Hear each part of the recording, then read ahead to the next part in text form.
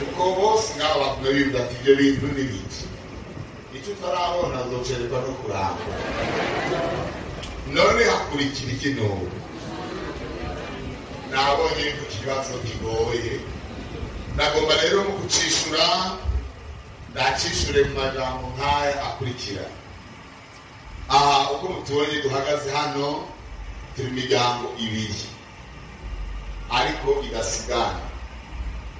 Umufasha wanje muramuzi kandi yari yaje no kubaramutsa ngaha. Aba bana murabona iyo ni imfura, uyu ni ubuheta w'urugira gatatu, uyu ni Claude mutoyi, uri Claudio, ni wa Claude nyene.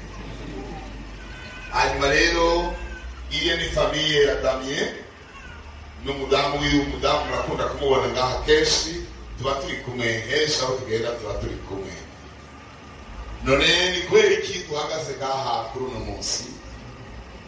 Bamwe byabatunguye, igisigaye no kumenya yuko hari abo baba byababaje.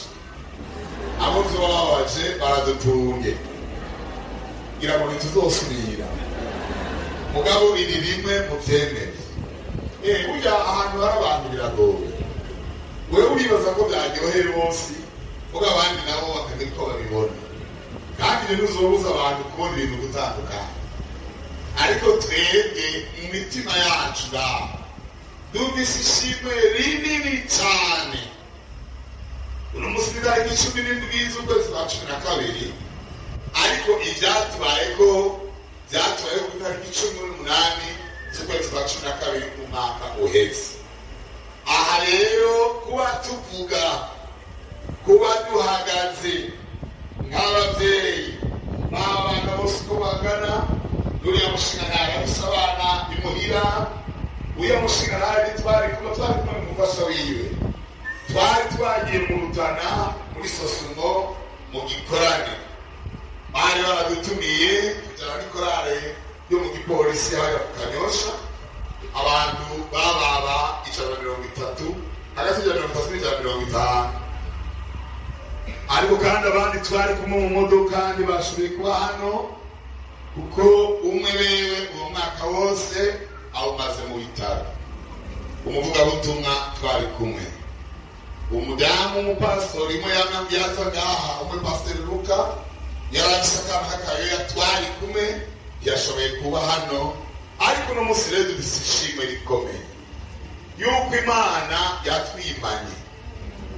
Satani yari yashavuye, sinoshobora kubidondora byose ingene byagenze. Naragenda bivuga muri make igihe n'abandose akanya ko gushimira niko bigisha hano. Twari twagize umugisha. Nijoro madamu yanambarira ati muri aya masaha twari tukiri mu rusengero kuko ntitwajyana ico gihe. Twarara twirwa mu rusengero tukarara mu rusengero. Boze yakorwa n'utambira dukeyi tugaca dusubira mu rusengero. Hanyuma rero abadayimoni barashavura. Hari umukobwa akorera uyo mudamu umupastori, yari yagegewemo n'impemu mbi. Bakaja kumusengera rero impemu mbi zamufashe zikatubwira ati turihe inkumbi nta kabuza. Hanyuma rero hageze ko dutaha bari kumusiga, baca baramusengera bamushira mu nduga muri iyo otrako yari itwaye abaririmbyi. Natwe twari mu modoka iwacu, kandi wari kuri vola yari madamu kuko je nawe ni umushoferi mfise, kandi umushoferi anyonga neza kabisa. Nimwe batwara amakosa yabaye, anyonga neza. Kunda kugira ngo Yesu nagonga kandi ntagongwa, kandi kuri Yesu nagongwa. Turagenda rero muri urwo rugendo, ariko impemu mbi ziravuga ngo turabarya inyama mbisi no munsi, ngo twazanye n'udufuni two kubahanga. Kuko tere kenshi iyo ngiye mu ngendo sigendera imbere y'abaririmbyi, tugendera inyuma kugira ngo tubone yuko bashitse ntitubasiga inyuma. Iyo turagenda tugeze ino mbere za Rutovu barahagarara, amadayimo yaraganguye rwose. Hanyuma umukobwa n'igikofero yari yambaye yamumade muri iyo bica yari munye yahagarara. Baramusengera gushika bahagaze aho hantu, baramusengera turafata umwanya duhagaze aho hantu kuko bwari buhwibiriye ku mugoroba. Rero gasoro madamu aravuga ati rero ko bwije reka tuje imbere kuko twe ari voiture ishobora kunyaruka ati ngwege nabo badukurikire tubone kunyaruka bikamenya rero yuko tugiye imbere kuba igitambo babadema ati turabaye inyama mbisi baca marinjira muri ya otrako twe turabandanya murabona irya turonse kuva mu rutovu turaza turarenganya imahwa tugeze ahantu matana itandukanira na ryaso uriya mwongo urakunda kuwucanga abahazi barazi ngene hitwa aho hantu hateze ego hari agashunguruko mugabo kandi heza ariko rero kandi twagiye kubimenya yuko ngo atandwi ihera abantu batahavuye uwo mwongo uri mu bisigo bidasanzwe twebwe rero turashunguruka uwo mumanuko turagera mu kiraro umuntu apakiye abantu twari dufise n'ibintu amasakoshi hariho n'ibyo bari batekereye biri mu muduga ivatiri aragabanya ku kiraro hajya yakisereye tugiye ari imodoka muri World Vision yari ije guhura natwe iriksi abantu bari muri iyo turako bari inyuma yacu rero umwarimu yari yicaye imbere agaca avugana n'umushoferi ati shofe kumengo systeme de freinage ikira kugora ati jewe mbonye umusaraba muri parabrise umushoferi kandi hari n'umukizwa cyane wanashaka sinzi ibipimo byo gukizwa ingene babipima ati mbonye umusaraba hanyuma rero hari umudamu yari inyuma agacavuga ati iyo mine tugiye guhonyora ariko nanje mw'ijoro ry'ubuca ariko kandi nari navuze mbere wanashaka baca bamubwira ati wego n'uburuhe n'itiro ryama ariko yari yavuze burya rero mu mwanya mutoyi ugukubita urugora yaho turakwera idushikiriye iradukubita n'ubu ndavyibutse cyangwa mpiza agashitsi murabona ikintu gipakiye yakiyotrako kinini gipakiye abantu n'ibintu kiradukubita aho twari mu bishinga ntahe bikomeye uwo mwarimu twari kumwe wewe n'umuntu yakuriye muri kajya karere rero satani yaramushakure kuko yari yashinze intahe ari namuhaye umwanya wo kuvuga ubutumwa acashinga intahe acavuga ko urwo rusengero ahantu ruri ariho kera hari isoko y'imiti abavuye Tanzania baza kurema ngaho bagashora n'amasato abona ibiyoka bikomeye arabivuga aratura abati kubona urusengero rw'Imana tunashimira Imana abadayimoni n'abato twagumise ubwo iyo modoka handi yakubise hanini yahereye kuri wenyine yari inyuma yanje iradukubita ako kabatiri karararuka aho koguye mu ruzi umumarayika yari yaje abari nyuma basore batwaga mu mudamu yaragiye wegera ariko aburaho riko biraba abandi agaciro kari kabatwaye gato uko uwo mwarimu yaretse ijambo ariko aravuga basi idukubise kuko niwe yashikiriwe bwa mbere yasubiye kuvuga tugigene ya modoka rero yagurutse aho yoguye mu ruzi umumarayika araza arayikaranura hari ibiborne biba bishinze bidelimita ikiraro harimo urudoka voiture yayo irakimomora icyo kintu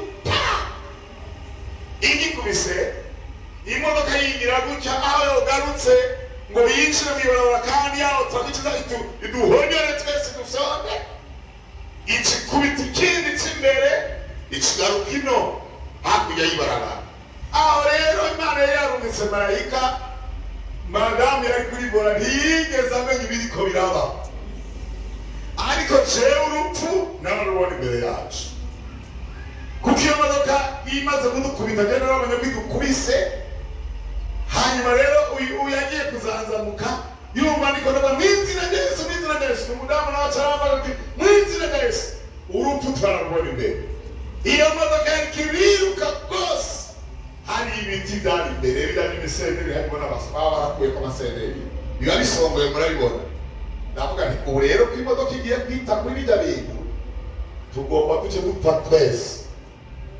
Urupfu narubona ko imodoka yacitse ubunywenywe hirya no hino imiryango yitunye, urumva kariya karatasi gasigaye kagenda mugabo imoto yagumye yaka uyu rero yikambo ngo n'ibiki oya nyabo nabikunda shira ukuguru kuri frame turapfuye ahubwo aca akanguka aca shira ukuguru kuri frame ya modoka yagiye kandi kuraruka kuko yaho turakoye kumidandabagirana ikubita imodoka yo muri byayigiye muri road vision nayo yitwara itara ry'inyuma.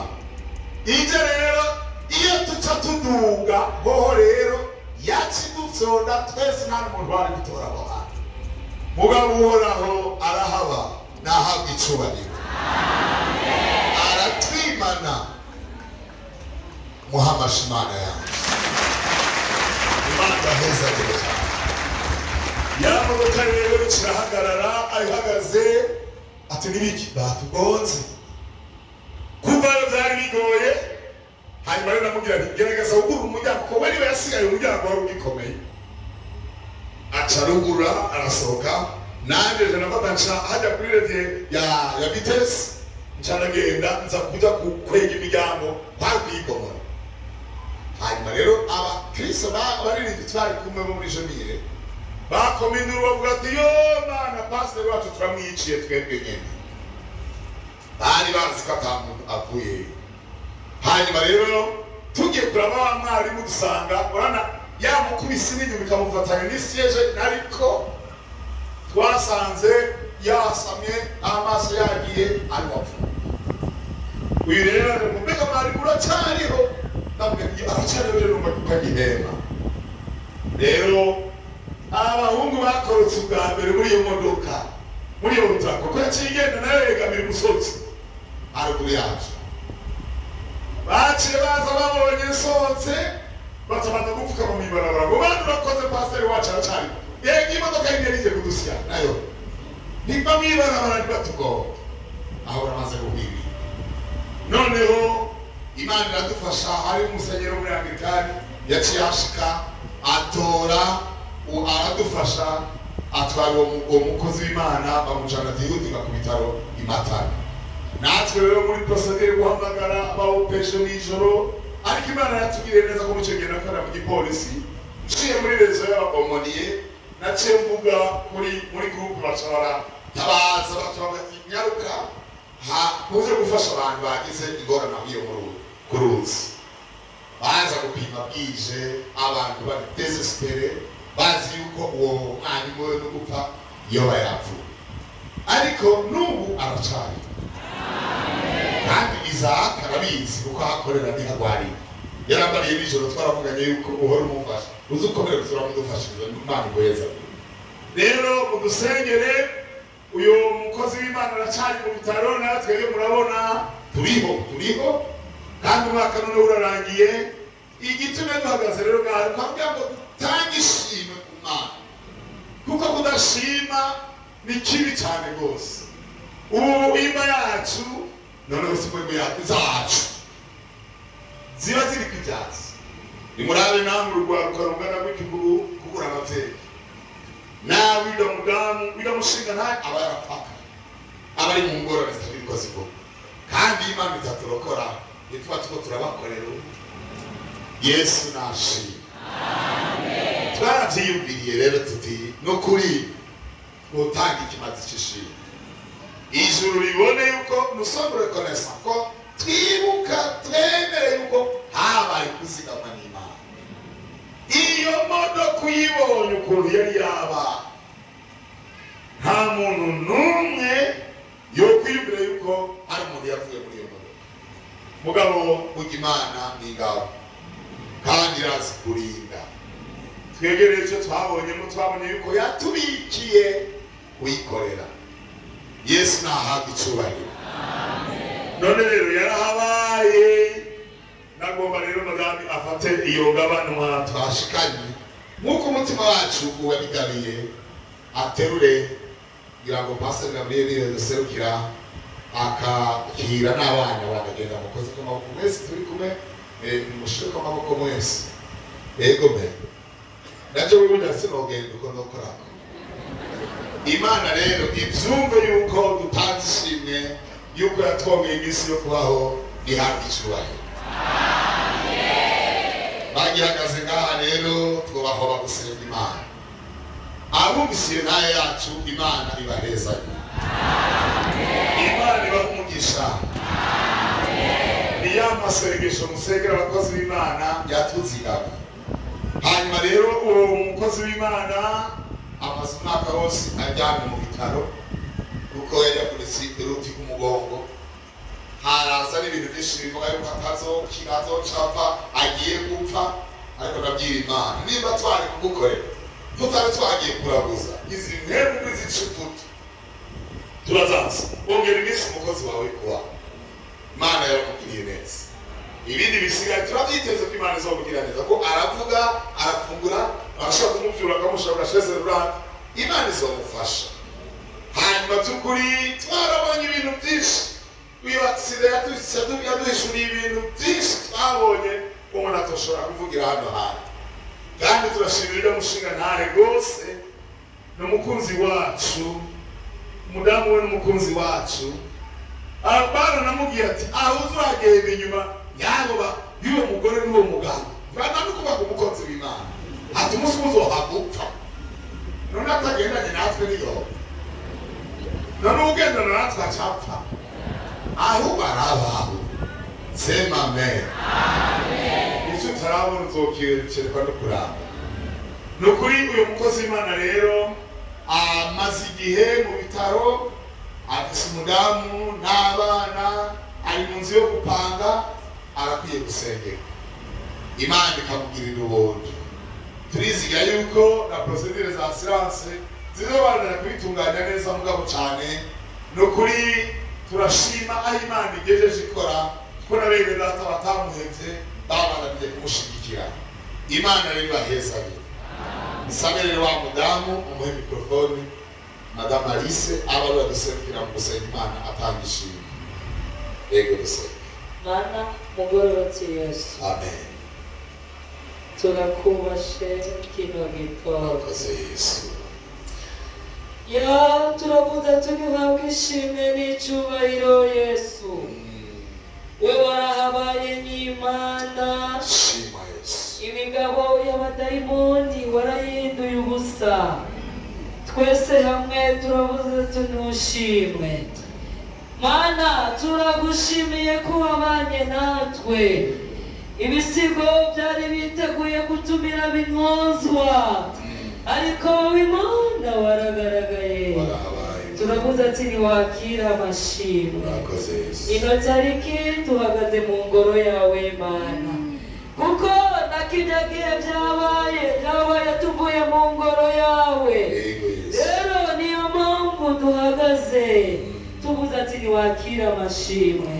Turagushimiye rero nyakubahwa ko wabanye natwe twese, kandi turagushimiye ko utaduhevye. Wabaye Imana mu ruhande rwacu. Rirya joro hari ibyo wavuganye natwe, uvuga ngo ugiye kudukoresha. Yenda kwari ukuri, egome kwari ukuri, turabihamya kwari ukuri. Haleluya, kwari ukuri.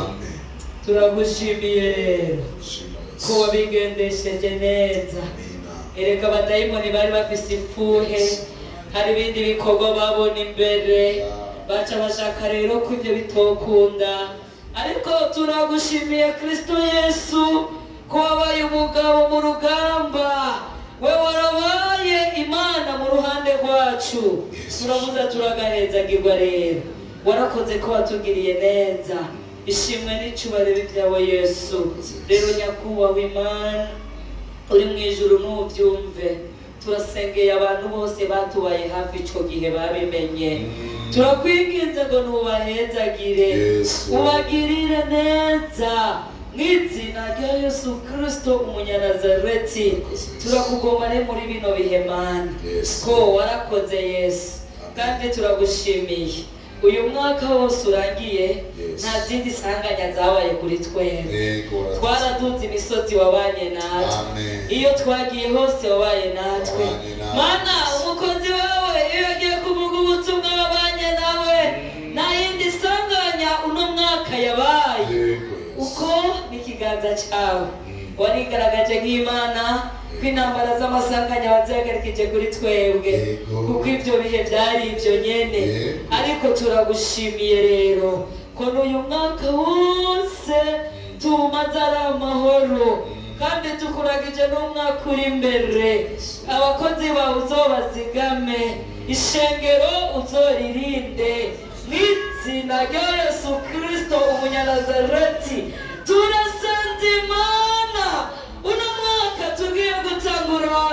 ishengero ryawe uzogirure abafite ibibazo uzobagirire neza Mana abarushe n'amasezerano Yesu turabasengeye uzogira icyo ubakoreye turashaka umwaka ugitangura hano hantu hazoza abandi bavuga amashimwe menshi turagushimiye rero Kristo Yesu ko tugiriye neza shimwe n'icyubahiro byawe n'imigezi ryogera Kristo amen twarabonye Imana idukorera ibikomeye